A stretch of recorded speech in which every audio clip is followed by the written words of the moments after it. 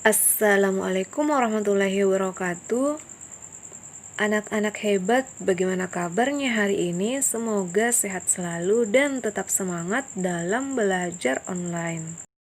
Dan juga untuk para orang tua hebat, apresiasi yang sangat tinggi karena telah sabar dan ikhlas mendidik serta membimbing Ananda selama proses pembelajaran daring. Semoga bernilai ibadah dan kita berdoa bersama semoga virus corona cepat berlalu dan kita kembali ke aktivitas seperti biasa. Amin. Salam olahraga. Nah, sebelum mulai pelajaran seperti biasa kita baca doa dulu. Doa dimulai. Di pertemuan sebelumnya kita sudah membahas tentang jalan cepat. Hari ini kita akan masuk di pertemuan 2 yaitu lari jarak pendek. Nah, apa sih yang dimaksud dengan lari? Lari adalah cara memindahkan tubuh ke depan secara cepat sejak dari start sampai finish dengan kecepatan maksimal. Lari jarak pendek biasanya dilakukan di stadion atau lapangan pertandingan yang berbentuk oval dengan panjang lintasan tidak kurang dari 400 meter. Salah satu kunci keberhasilan seorang pelari adalah kemampuannya untuk mengatur langkah dan pernafasan saat lari. Oleh karena itu, pelari cepat harus melalui berbagai tahapan latihan. Nah, yang pertama bentuk latihan jarak pendek. Bagian A, lari di tempat. Adapun langkah-langkahnya adalah sebagai berikut. Yang pertama-tama lakukan lari di tempat, lalu angkatlah lutut ke depan sehingga lutut setinggi paha. Pada saat berlari di tempat, bagian kaki yang mendarat adalah ujung kaki. Perhatikan agar ujung kaki depan mendarat bukan tumit. Lakukan latihan ini berulang-ulang, semakin lama semakin cepat selama 5-10 menit. Nah, sekarang kita lihat prakteknya sama-sama ya.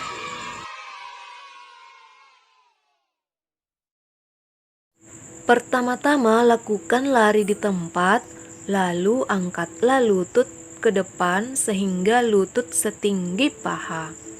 Pada saat berlari di tempat, bagian kaki yang mendarat adalah ujung kaki, bukan tumit. Lakukan latihan ini berulang-ulang, semakin lama semakin cepat selama 5-10 menit. Nah, sekarang kita masuk di bagian B, latihan dasar ABC.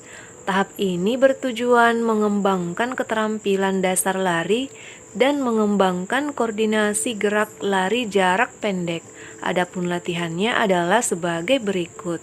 Pertama, berlarilah dengan ketukan. Kedua, tumit menendang pantat. Ketiga, lakukan secara berulang-ulang. Nah, kita masuk di bagian 2, teknik dasar lari jarak pendek. Teknik berlari merupakan unsur gerakan yang dapat menunjang pelari agar dapat berlari mencapai kecepatan yang maksimal. Unsur-unsur yang dapat menunjang pada gerakan lari cepat 50 meter adalah sebagai berikut. Bagian A adalah sikap badan. Posisi badan saat melakukan lari cepat hendaknya badan sedikit condong ke depan, sebab pelari akan mendapatkan keuntungan yang lebih baik. Pengaruh titik berat badan yang lebih maju dengan sendirinya langkah lebih efektif karena titik berat badan turut membantu sebagai daya tarik. Selanjutnya bagian B adalah sikap langkah.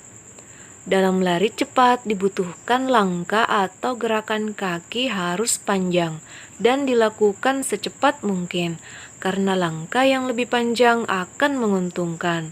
Tetapi perlu diingat langkah pertama setelah menolak dan beberapa berikutnya harus pendek. Hal ini dilakukan untuk menjaga keseimbangan dari sikap jongkok ke sikap berdiri dan berlari. Selanjutnya bagian C adalah gerakan lengan. Gerakan lengan saat lari cepat dilakukan secara wajar. Jari-jari tangan menggenggam rileks dengan ayunan tangan yang terkoordinasi akan membentuk suatu persilangan. Karena gerakan ayunan tangan juga berfungsi sebagai penunjang dalam keseimbangan saat berlari dan mendorong laju kecepatan gerak si pelari.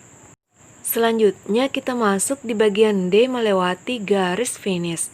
Melewati garis finish merupakan faktor yang sangat menentukan kala menangnya seorang pelari. Saat akan memasuki garis finish, tambah kecepatanmu semaksimal mungkin. Jangan pernah mengurangi kecepatanmu.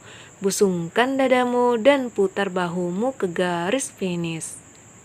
Yuk kita perhatikan gambar berikut ini. Gambar pertama adalah gerakan sikap badan, yang kedua sikap langkah, yang ketiga gerakan lengan, dan yang keempat melewati garis finish.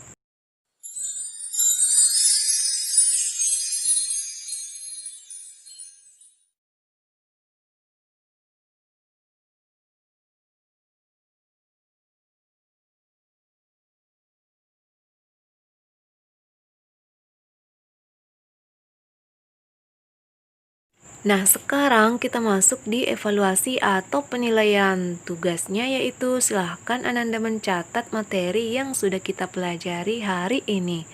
Batas pengumpulan maksimal 1 pekan ya.